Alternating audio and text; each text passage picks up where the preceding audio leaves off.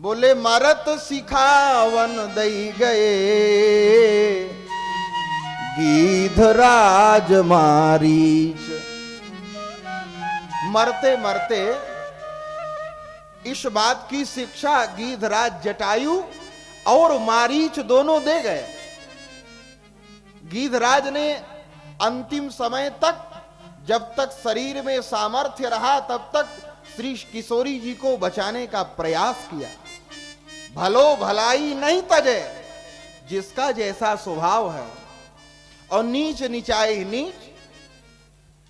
उदाहरण मारीच को देखो, जानता है कि भगवान है, लेकिन फिर भी वह रावण के कहने पर माया का मृग बन करके श्री किशोरी जी का हरण कराने में सहायता करता। स्वभाव नहीं जाता, मिटई न मलिन स्वभाव अभंगो।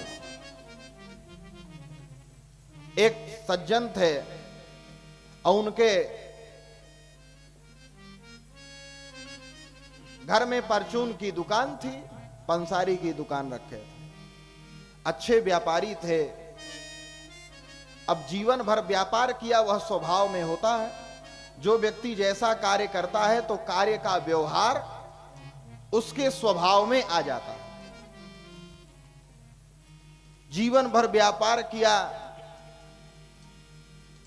कभी व्यापार छोड़ करके कहीं इधर उधर नहीं गया। जब वृद्धावस्था आई तो उनके यहां उनका जो एक पौत्र था, पोता जो था, बहुत धार्मिक था। उसने सोचा कि अभी तक भले ही हमारे बाबा ने भजन नहीं किया, लेकिन बुढ़ापे में इनको आत्म कल्याण के लिए कुछ भगवत भजन करना चाहिए। तो वह रोज समझाता, कुछ बाबा भगवान का भजन कर लो। देखो हमारे पड़ोस में भागवत जी की कथा हो रही है, राम कथा हो रही है, थोड़ी देर जाया करो, भगवान की कथा सुनो, मंदिर में भगवान का दर्शन करो। लेकिन उन्होंने कहा, बोले अगर मैं चला जाऊंगा तो मैंने जो जीवन भर व्यापार करके इस दुकान को इतना स्टैंड किया है, तुम 3 दिन में इसको बराबर कर डालोगे। एक दिन जिद कर बैठा पोता, कहा नहीं आपको तो जाने पड़ेगा, जाइए पड़ोस में कथा हो रही है। जबरदस्ती भेजा, बाबा आए, कथा सुने, इधर से लौट के गए। अब वह तो बच्चा ही था, पास में खेलने के लिए निकल गया। इधर से जब वे बाबा जी पहुंचे, उन्होंने देखा दुकान में एक गैया घुसी हुई है। उसको बाहर निकाला और बाद में पोते को बुलाकर बहुत डांटा, कहा देख लो, मैं इसीलिए नहीं जाता, मुझे पता है जैसे मैं चला जाऊंगा वैसे ही तुम दुकान की जो हालत करोगे।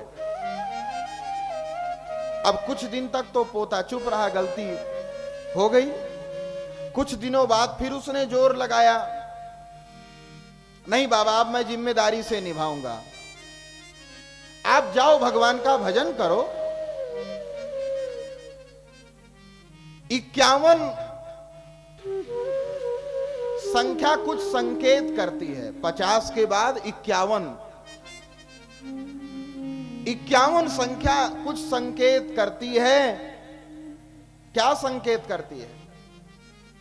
कि जैसे ही 51 नंबर आए वैसे वन की ओर भी कुछ मनुष्य का ख्याल हो जाना चाहिए।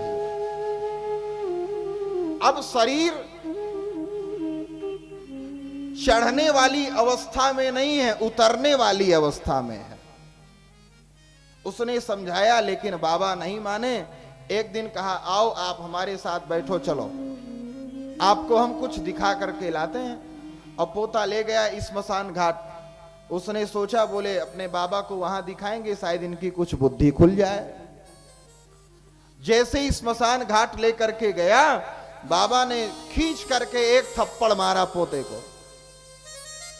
दट मूर्ख कहीं के, अभी लाए हो यहां पर, क्यों? बोले पहले लाना चाहिए तुमको, पहले लाते तो क्या होता? अरे मूर्ख, पहले लाते तो बोले यहीं बैठ करके दुकान डालते, वहां उधार बिकता है, यहां नगद जाता। वहां उधार बिकता है, यहां नगद बिक्री होती। स्वभाव है जिसका जैसा, उसको छोड़ नहीं सकता। और भगवान का स्वभाव है कृपा करना, उनको कृपा करना है। भगवान का स्वभाव है, ठाकुर जी का, कैसा भी भक्त है उन्हें कृपा करना। इसीलिए बिंदु जी कहते हैं, हे प्रभु, यदि आपकी यह आदत नहीं होती कृपा करने वाली, तो आपकी जो यह अदालत है, आपका जो यह न्यायालय है, इस न्यायालय में फैसला कराने के लिए कौन आता। अगर आपकी कृपा करने की आदत नहीं होती, आप क्षमा नहीं करते, तो आपके इस अदालत में कौन आता। बिंदु जी का बहुत सुंदर पद है। कृपा की न होती जो आदत तुम्हारी, कृपा की न होती जो आदत तुम्हारी, तो सुनी ही रहती अदालत तुम्हारी, तो सुनी ही रहती अदालत तुम्हारी। कृपा की न होती जो आदत तुम्हारी, कृपा की न होती जो आदत तुम्हारी, तो सुनी ही रहती अदालत तुम्हारी, तो सुनी ही रहती अदालत तुम्हारी।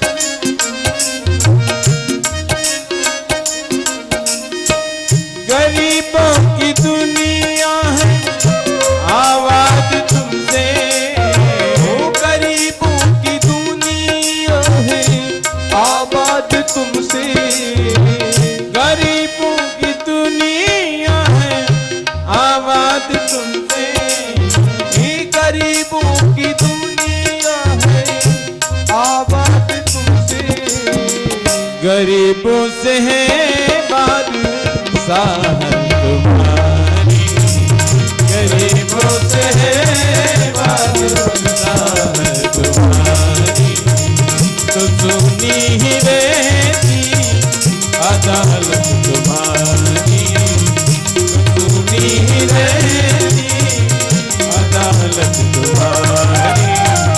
कृपा की न होती जो आदत तुम्हारी, सुनी ही रहती अदालत तुम्हारी। कृपा की न होती जो आदत तुम्हारी। हे प्रभु, यदि कृपा करने की आपकी आदत नहीं होती, तो यह आपकी अदालत सुनी पड़ी रहती। न तुम होते हाकिम न हम होते मुलजिम, तो किस दिल में होती इबादत तुम्हारी। कृपा की न होती जो आदत तुम्हारी। आपका अगर स्वभाव ऐसा नहीं होता, भगवान का स्वभाव है भक्तों के ऊपर कृपा करना। पूतना का उद्धार किया भगवान ने। एक दिन भगवान के जन्म नक्षत्र का अवसर आया। मैया यशोदा ने सभी गोपिकाओं को बुलावा भेजा। सभी गोपांगनाएं आई नंद भवन में और आकर के बधाई गीत गाना शुरू कर दिया। मैया यशोदा ने सोचा मेरा लाला छोटा है और अभी ये गाना बजाना करेंगी तो मेरा लाला सो रहा है, जग जाएगा। इसलिए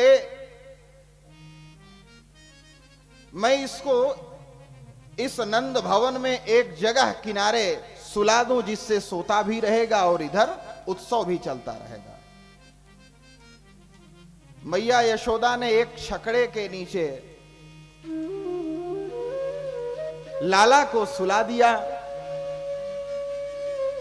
और उस छकड़े के ऊपर एक असुर आकर बैठ गया, जिसका नाम है सकटासुर। भगवान ने देखा, अपने चरण का प्रहार किया, उस सकटासुर का भी उद्धार कर दिया। बोलिए भक्तवत्सल भगवान की जय हो।